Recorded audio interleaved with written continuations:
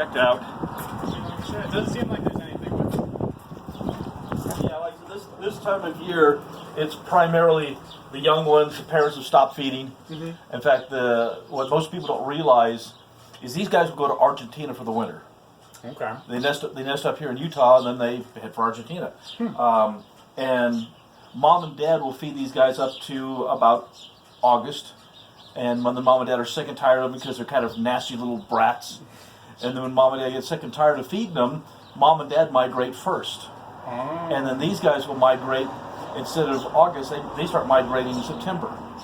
And so they have about a month where they're not being fed, and they're on their own. And it's a sink or swim situation for these guys. Hi, baby.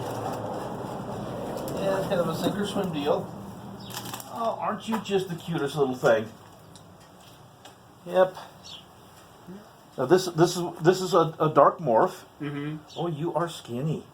He's small. Yeah. Well, actually, this is very, very, very much normal size. The Swainson's hawks are a little smaller than the red tails, though they look very, very similar. Yeah, that's what threw me off. He was so dark, I thought maybe, especially with the little pale in there. But Yeah, this is just the dark morph Swainsons. What are the tails. Yep, you can feel his breastbone and feel how skinny he is if you want to get a little lesson on that. Yeah. Sure. You just put your finger right there, and this should go out and not go in. Like a chicken or a turkey, nice full fat. Oh yeah. That's the deal, and that's basically skinny. Swainsons have much smaller feet. They have these little tiny, they catch a lot of mice, and so they have smaller feet than a red tail have. And a good indicator, if it's a Swainson's or a red tail. Is it the pointed wing? Well, no, it's actually, you count what they call the notch primaries, 1, 2, 3 notch primary feathers. Yeah. You see these have a notch in them right here? Yep. Okay, red tails have 4. Okay. Because they both come in the darker face. They both come in dark faces. As well as the light. And so yeah, this is a very cute little guy. He's a cute little Swainson's. And we'll get him fed. Great. And give him another chance, huh, kiddo? We'll give you another chance. You have to start learning how to hunt on your own, though. Yes, you will.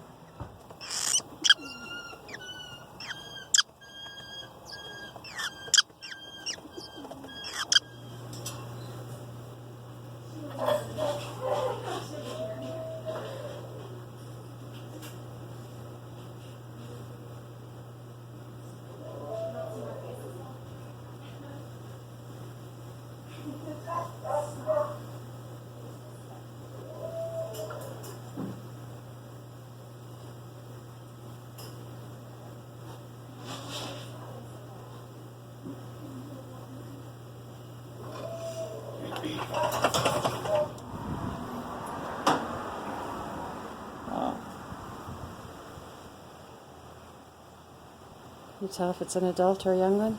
It's an adult. It's got some problem right here on its wing. Doesn't feel broken, but it is swollen. Okay. And it's a juvenile? No, it's an adult. Oh, it's an... Yeah, you can feel the difference. Feel right here, and you can feel the bones. Mm-hmm. Okay. Now feel right here, and feel the swelling. Oh, wow. Man. That's a huge difference. That's crazy. Yep. Do you think it's going to be super detrimental? Well, we'll just have to see how it heals. Yeah. That's what we're going to do is go put him in a chamber and leave him quiet and give him some food and see if that heals up. Like I said, I'm not feeling movement. I'm not feeling a break, but it's definitely swelling in there. So you got yourself thumped, didn't you? Got probably hit by a car along the side of the road. Oof. That seems to happen frequently. You want to see a red-tailed hawk? Yes. Let me show you a red-tailed hawk. This is our current hummingbird. Kayan's been nursing him very well. He flew and hit a window and had a concussion, and he couldn't even stand up when he first came in. He still can't fly too well, and he still falls on his back sometimes, but he is making improvement. So nothing is broken, so we'll keep our fingers crossed for this little guy.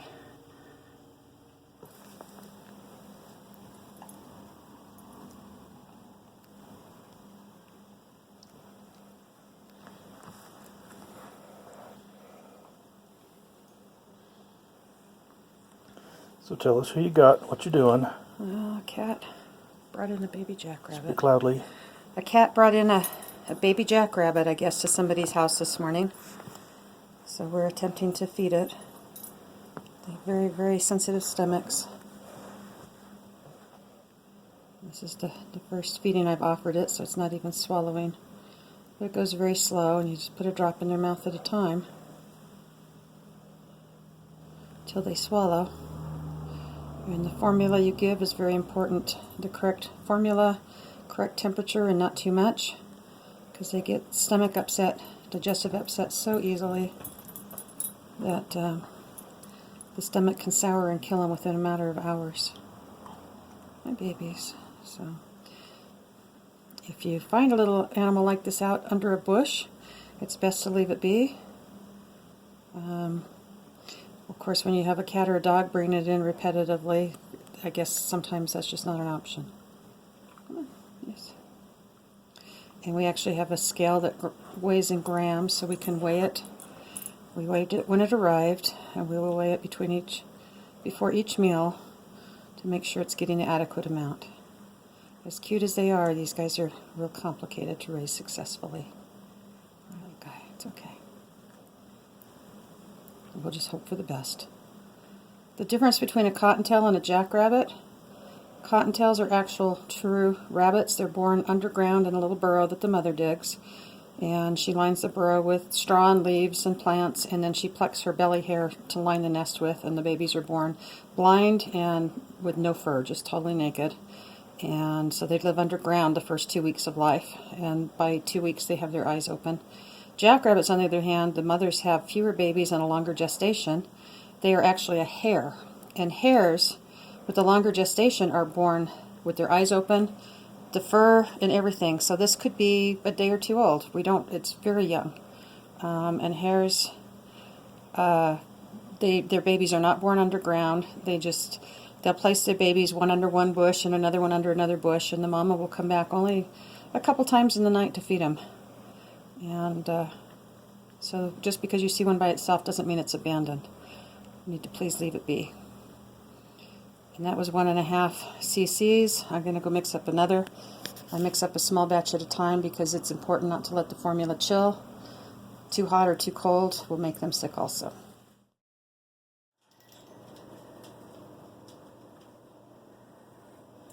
What you doing? Feeding baby hummingbirds. You're feeding baby hummingbirds.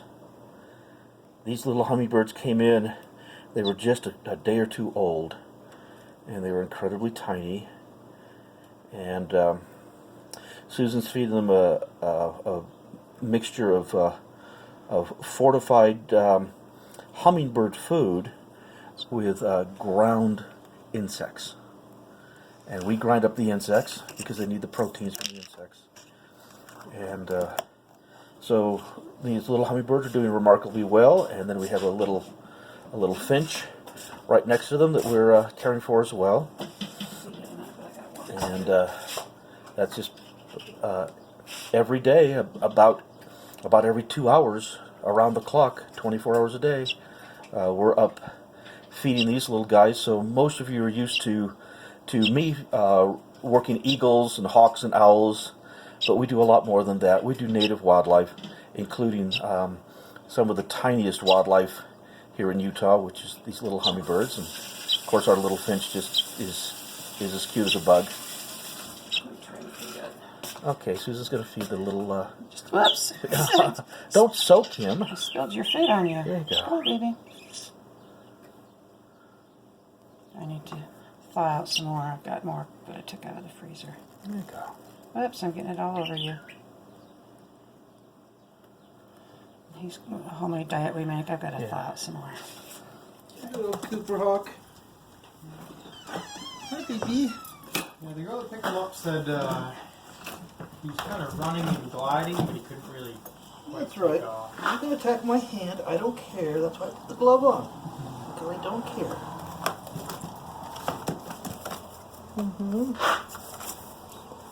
Hi. How are you? Good. Okay, sweetie. Let's see what we got here. Little coops. Little male coops. Hey, pretty baby. I got Gotcha.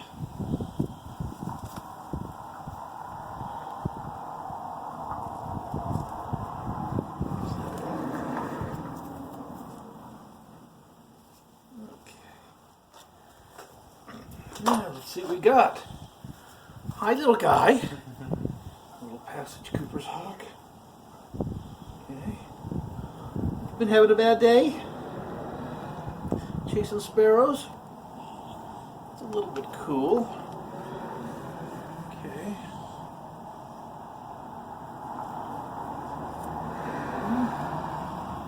Let's see what you're up to.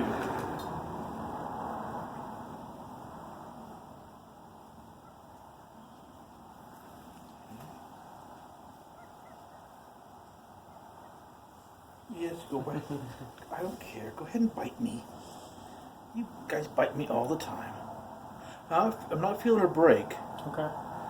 So, hopefully just a couple of good meals, let him run around for a little bit. They hit a lot of windows. Yeah.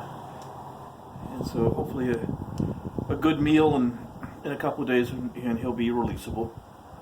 They're on their migration right now. They're these guys will head as far down as Argentina. Oh wow. That's So they're highly migratory. yeah. Okay, well we'll get him taken care of. All right. Well, thank you very much. You bet. Inside of the screen dining tent that's used for our fledglings preparing for release. This is one of the robins. They were in a bigger cage at my house last week, but now they're in this much bigger screen dining fly and they can run all over. They're picking up dried mealworms off the ground and Can's cutting up fruit so that they have mealworms and the soaked dog food and pieces of cherry over there. Here's another robin over on that far side. And there's 3 of them out here. This one jumped back up on the cage here. Let's see. Oh, there's 2 of them back there. They're starting to get more and more wild too. Hi guys, and again, the more they have to eat on their own, the less they need us. Is this the baby can that came closer? Now they're all 3 back together. Yes. So, this is last week they're at my house, and this week they're at Kay's, and they're going to be released here in the next few days. As soon as they're... Here we go. Just hopping all over. We love these robins. They're doing so well. So, anyhow, the screen dining fly is just what people buy, and we're going to need another one next year. So if anyone has a screen dining fly that's still in good condition that they never use, that they'd like to donate to us, this one's starting to get a little bit of tears and stuff in the ceiling. It's very handy. You mind if I get you in it, Kay? No. This is Kay-Ann. She's been helping us with our birds, and we really appreciate her. And our babies. Just wanted you to just kind of see part of our rehab area.